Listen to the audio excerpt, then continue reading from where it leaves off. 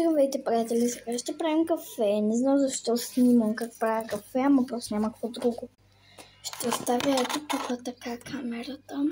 Ще го направя двойно да стане по-бързо. Значи поръчките ни са едно ма боли китката, едно захаринче, двете и една препълнена лъжичка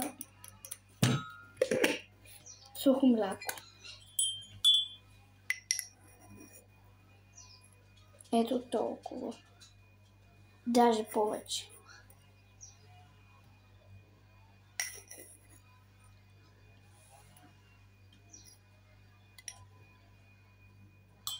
Ето така.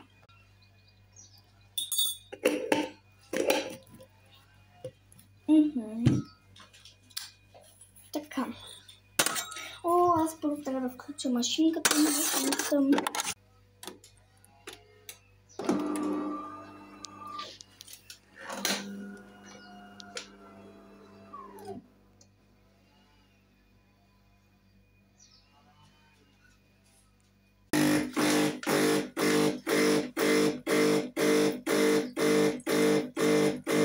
Пречистваме.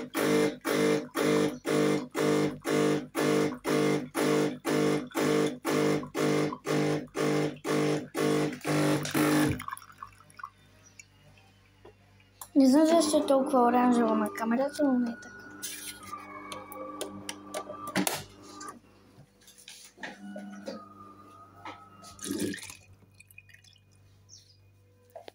Сега слагаме двете кафета, ето така. Едно до друго. На едната такова да пада в едната чашка. Не знам дали съм оцелила. Чакайте да видим.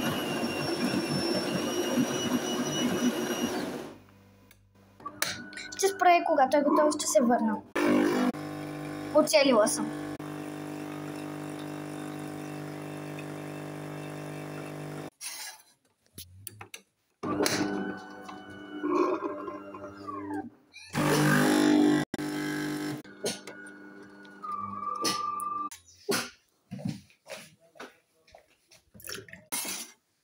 Бъркаме, бъркаме, бъркаме, бъркаме, бъркаме, бъркаме, бъркаме, бъркаме, бъркаме, бъркаме, бъркаме на другата страна, бъркаме, бъркаме, бъркаме, бъркаме на другата страна, бъркаме, бъркаме, бъркаме и е готово.